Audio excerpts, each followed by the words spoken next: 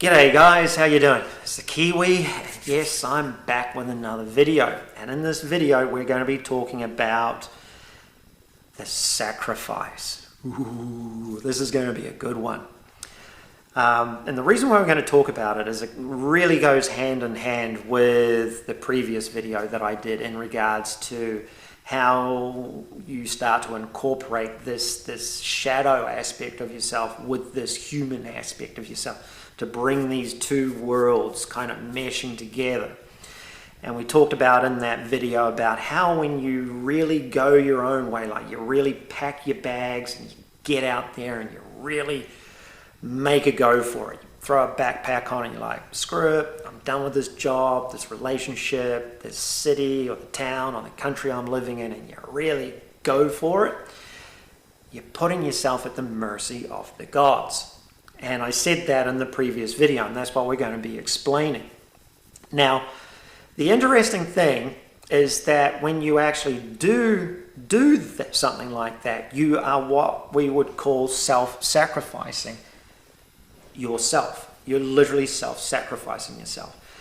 And when you look at nature all around us, especially me, living in New Zealand, there's a lot of nature around us. Nature is continually self-sacrificing itself, and we are a part of nature. Human beings, contrary to popular belief, we are a part of nature, and we are a beast. So when we look at nature and we look at how nature is continually self-sacrificing itself, I'll have these acts of God where an earthquake will happen, or a hurricane, or a typhoon, or something will come in and hit the land and completely destroy human population, civilization.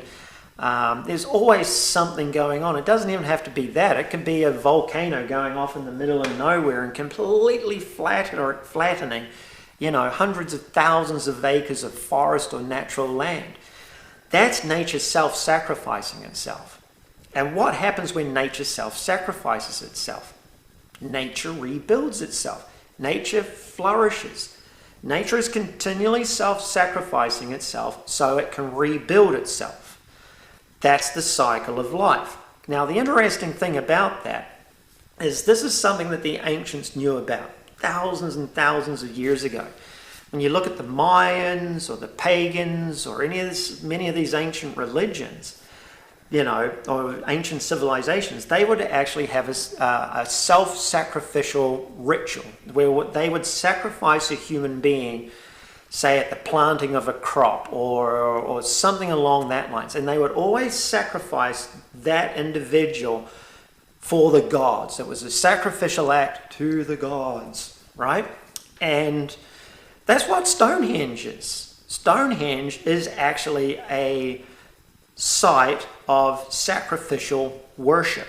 They would literally kill a human being at that site. And that's ancient pagan religious beliefs. Okay. Now here's the thing.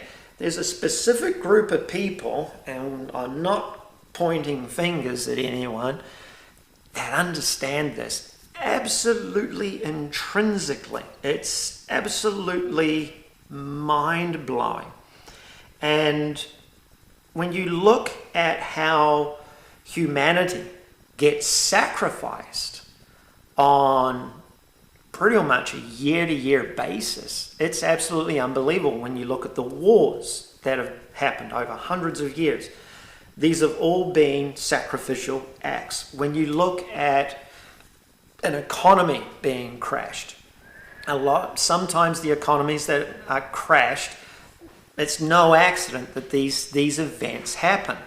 In all sincerity, they're sacrificial acts. Look at this whole COVID-19 thing right now, where they've locked down countries all over the world, and people have lost their jobs, lost their homes, lost their finances, lost. It's a sacrificial act. And what happens is when you sacrifice at a massive level like that, what happens is nature wants to rebuild itself. Look at Hiroshima and Nagasaki, the two places on the face of the earth where they dropped the A-bombs. What happened in those two cities? They rebuilt themselves.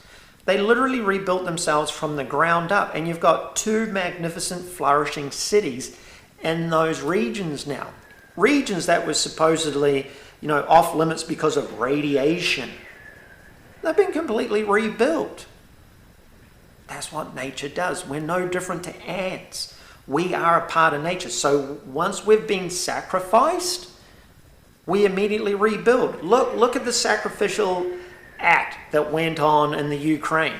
The Ukraine lost 2 generations of men during the Second World War, let alone the roughly, most probably 10 to 20 million Ukrainians that were starved out during the Holodomor famine, during the lead up to the Second World War. There were millions of people lost their lives in the Ukraine. You wouldn't think that going now, because after the Second World War, what did the population do? They started breeding to rebuild their population, and they started to rebuild. That's because we're a part of nature. You are a part of nature. I am a part of nature. So the key is to know that your being here is already a sacrificial act. And that will be a subject for another video. However, if you're already a sacrificed individual, a sacrificed being here, you do not put yourself in a position to be sacrificed by other individuals. You need to learn to self-sacrifice. And that's what going your own way is about. It's about the self-sacrifice. And it doesn't matter, you can be a male or a female. Going your own way is for both sides of the spectrum. And by doing that, you are literally self-sacrificing yourself. Now, when you self-sacrifice yourself, what happens is, like I said in the other video, literally God, nature, creation, whatever is in charge of this whole show goes, we've got a brave one here. Let's see what we can do to help this person on their path to awakening. Because that's what this is about. Being here is about awakening to your own consciousness. Because everything in the entire universe, everything is pure consciousness. That's the one thing I learned when I died. When I crossed over and experienced the other side, everything is pure consciousness. Everything, from every blade of grass to every droplet of water to everything. It is mind-numbing. So, if you decide to really, really go your own way, you decide, you know what, I'm done with this relationship, I'm done with this job, I don't want to live with my parents anymore, I want to make my own way, I want to learn about who I am, and you make the ultimate self-sacrifice, which is to throw a bag on your back and head off into the wilderness. And when I mean the wilderness, I'm not talking about a forest. I'm talking about just heading away from your comfort zone. You're self-sacrificing yourself by leaving behind the dogma of the world. And if you head out, like some of us will actually head off into the wilderness, like literally to a different country or different countries. And it's incredible what ends up happening, because we'll end up going down our paths and what have you. And here's the thing. Everybody thinks that, if I sacrifice myself, I'm going to have fame and fortune and wealth and riches and all this wonderful, feel-good stuff. It doesn't work that way. The only way that you can awaken to your own consciousness and learn about yourself, sadly, is through sometimes a lot of pain and a lot of heartache.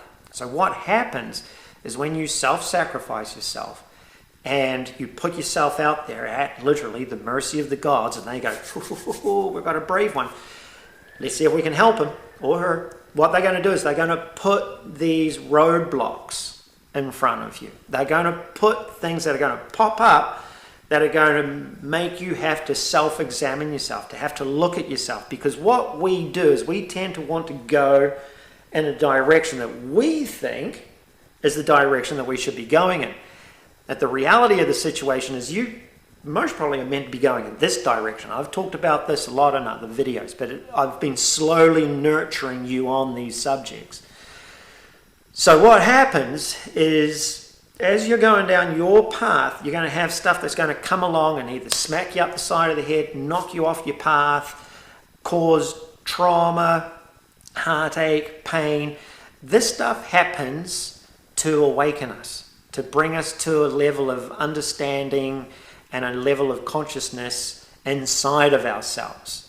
Now, depending on how hard-headed or pig-headed you are, and some of us are pretty hard-headed, you'll get knocked off your, I like calling it the hamster wheel of life. You'll get knocked off the hamster wheel of life, dust yourself off, and you'll get right back on it. Now, what will happen is the events that will happen in your life will get higher, bigger, stronger, and more difficult. You know, the first will be a slap to your face, and then before you know where you're at, depending on how far down the path you are, it could end up becoming a major kick to your balls. That's just going to have you buckled up like, oh, what did I do wrong, man? That's what happened to me. So what happens is these events will be extremely traumatic. They'll be extremely difficult to get through, and you need to become aware of them. It's like, what can I learn from these events that are going to bring me around onto my path of understanding myself and awakening to my own consciousness, awakening to who I am as an individual. So, like for me, perfect example is as I was going down my path of wanting to become a race car driver or wanting to be involved in racing and what have you, I was constantly put in situations where I was always learning a skill set, and my skill set got better and better and better. So then the next thing that I felt that I should do is start my own business, right? Now, even though I was starting my own business, I always would have multiple individuals that wanted me to go work for them. Hey, you can be my personal mechanic. Hey, you can be my personal car builder. Hey, I've got a collection of cars. Could you help me with this stuff? And I was like, no, I've got my own business. I'm going to carry on with that. So these were people, many people that would always chip in my ear about, hey, this is what you should be, could you do this stuff? And I would ignore it. Then what would happen is something would come along, knock me off my frickin' path, and I'd dust myself off and get back up and rolling. Well, to cut a long story short, after 2014 and really getting a major kick in the guts, and by the way, just so you know, I started 4 businesses in the United States between 1999 and 2014, so that's 15 years. I lost all 4 of them, but I lost them, this is the interesting part, I lost them through outside events that I actually had no control over. I mean, it was mind-blowing how this stuff would play out when I look back on it. And it's literally whatever's in charge of this stuff coming along. And these events got bigger and bigger and bigger and bigger to the point, 2014, I can't make this shit up. October, November, and December, homeless. Living in my truck, homeless. And it was a real kick to the balls. But hey, here I am. So what happens is, after those events, I finally ended up going and working for somebody full time. And it was a really good gig. That's where I started the videos, in that little tin shed, And it was a really good gig. Really good gig.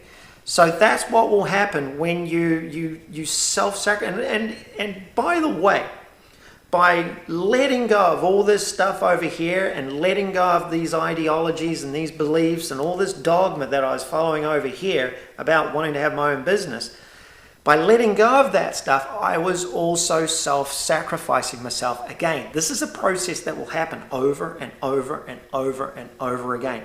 You literally have to by self-sacrificing yourself, you're letting aspects of yourself die. You're letting your beliefs, your previous thought of beliefs, ideologies, social dogmas. You're letting that stuff die off to learn about who you are, which will in time slowly awaken this consciousness that lives inside of you called your shadow. And it's about slowly but surely meshing these aspects of yourself together. And when you finally get these aspects, and it's not going to happen overnight. This is a journey. It took me, oh God. I mean, if I wasn't so hard-headed, it most probably would have happened a little bit quicker. It most probably would have taken maybe 5 years.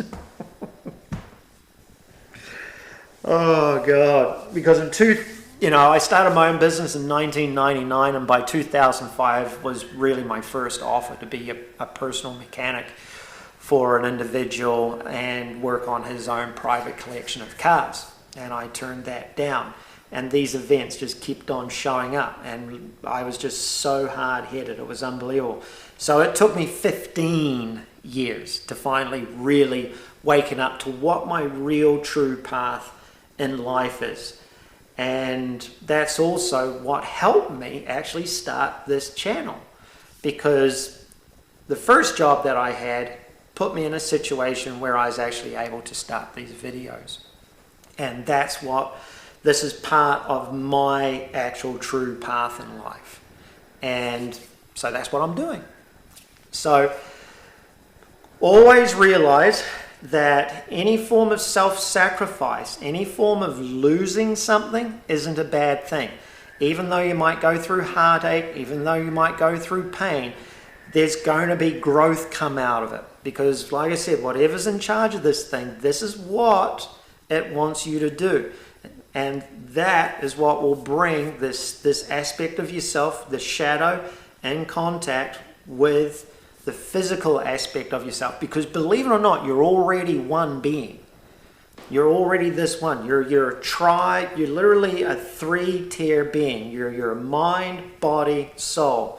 Father, Son, and the Holy Ghost. Israel. Yes, Israel is an ancient teaching of the Trinity. It is not a physical landmass. It is not a place of any specific group of people. It is an ancient teaching of the Trinity. And I will do a video about that here coming soon. So yeah, the sacrifice, and this is just the start. There's other aspects to the sacrifice, and we will be talking about that also in the next video. And it's to do with the military, and I would highly suggest that you stay the hell away from anything to do with the military. So,